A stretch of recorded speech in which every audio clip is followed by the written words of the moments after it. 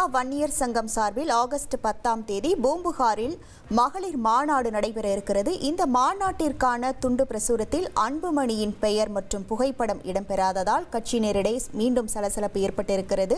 கட்சியின் 37வது ஆண்டு விழாவையொட்டி பாமகவின் அரசியல் ஆலோசனை குழு தலைவர் தீரன் வெளியிட்ட துண்டு பிரசுரத்தால் இந்த பரபரப்பானது நிலவியிருக்கிறது. முழு விவரங்களோடு இணைகிறார் நமது செய்தியாளர் கோபிநாத். வணக்கம் கோபிநாத். பாமகவின் அரசியல் ஆலோசனை குழு தலைவர் தீரன் தரப்பிலிருந்து இதற்கு ஏதேனும் விளக்கம் அளிக்கப்பட்டிருக்கிறதா? முழு விவரங்கள். பாட்டாளி மக்கள் கட்சியில் டாக்டர் ராமதாஸிற்கும் அன்புமணி ராமதாஸிற்கும் இடையே தொடர்ந்து கருத்து மோதல் தொடர்ந்து இருந்துட்டு இருக்கு. இன்னும் பாத்தீங்கன்னா அன்புமணி ஆதரவை நீக்கி டாக்டர் ராமதாஸ் தன்னோட ஆதரவாளர்களை நியமனம் செய்து தேர்தல் ஆணையத்துக்கு ஒரு கடிதம் கொடுத்தாரு. பாத்தீங்கன்னா நிர்வாக குழு மற்றும் மாநில செயற்குழுல தீர்மானங்கள் நிறைவேற்றப்பட்டிருக்கு. எனக்கு தான் முழு அதிகாரம் இருக்கு.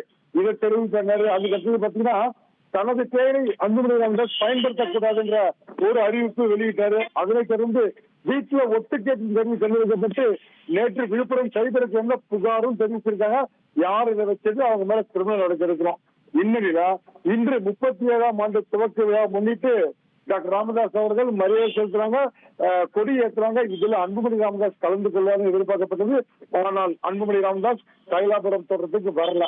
தொடர்ந்து மோதல் போக்கு நீடித்து வரும் நிலையில பூம்புகாரில் நடைபெறும் மாநாட்டிற்கான துண்டு பிரசுரம் பேராசிரியர் தீரன் இன்னைக்கு வெளியிட்டாரு.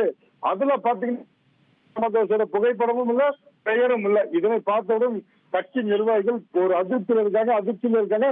மேலும் டாக்டர் ராமதாஸ் அவர்களுக்கும் அன்புமணி ராமதாஸ் அவர்களுக்கும் இடையே தொடர்ந்து கருத்து மோதல் நாளுக்கு நாள் அதிகம் ஏற்பட்டு 2 அணியாக செயல்படும் நிலையில தற்போது பாமக இருப்பதாக பாமக தொண்டர்கள் வேதனை தெரிவிச்சிருக்காங்க. அந்த தகவல் தான் தற்போதைய தகவலை பார்த்துட்டு இருக்கோம்.